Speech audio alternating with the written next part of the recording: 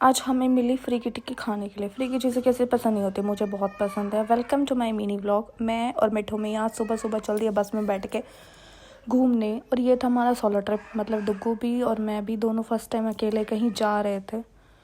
फिर हम पहुंच गए जहाँ हमें पहुंचना था और हम वेट करने लगे जो हमें लेने आने वाले थे यहाँ पर बंदे। और फाइनली मेरी फई यहाँ पर पहुँच गई थी, मिले मेरी फई से। और ये है मेरा सॉफ्ट थोपड़ा, और ये है मेरा भाई जो कि शर्मा रहा था। बताओ, वेटर को भी नहीं बुला सकता, क्या ही कॉन्फिडेंस है आजकल के बंदों का। फिर मैं और बुआ कर रहे थे मस्ती। और फाइनली भैया हमारा आ चुका था खाना, जिसका हम कर रहे थे बहुत ही बेसब्री से इंतज़ार, क्योंकि हमारे पेट में चूहे कूद रहे थे जिस वेट नहीं हो रहा था। फिर हमारे एक बंदे की टूट गई थी चप्पल, तो हमने पहले उसको दिलाई चप्पल। और इस बार ऐसी चप्पल दिलाई है ना कि जैसे मर्जी कूदे भागे, ये नहीं टूटेगी। फिर अब गए हम एक शॉप पर, और भाई शॉपिंग तो चलो दूर की बात है। फिर पहले उन्होंने हमें कुछ खिलाया पिलाया कि पहले तुम खा लो, मतलब ऐसे लालच देते बंदों को कि पहले खिला दो, उसके बाद जब भी जाएंगे तो कुछ लेकर ही जाएंगे। हमने भी लिया अपना स्पाइडरमैन, और जो शॉपिंग करनी थी कर ली। मौसम हो रहा था ख़राब, फूफी के आ रहे थे फ़ोन पे फ़ोन कि फटाफट घर आ जाओ वरना बस नहीं मिलेगी। हमने कहा ठीक है भाई, हम आ जाते हैं। मौसम को देखते हुए हम भागे भागे गए बस स्टैंड, और फिर हमने पकड़ी बस और हम चल दिए अपने घर को। और भाई इतनी सुंदर सुंदर बिल्डिंग्स को देखते हुए हम जा रहे थे, इतना मन लग रहा था। मन लगे भी क्यों ना भाई, चंडीगढ़ है ही देखने लायक चीज़। वो अलग बात है कि अब बारिश में डूबा पड़ा है।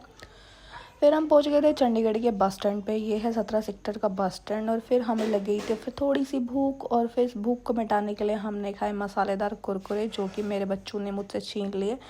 फिर कुरकुरे थोड़े से अधूरे अधूरे लग रहे थे, उसकी मिर्च मिटाने के लिए हमने मंगाई फ्रूटी।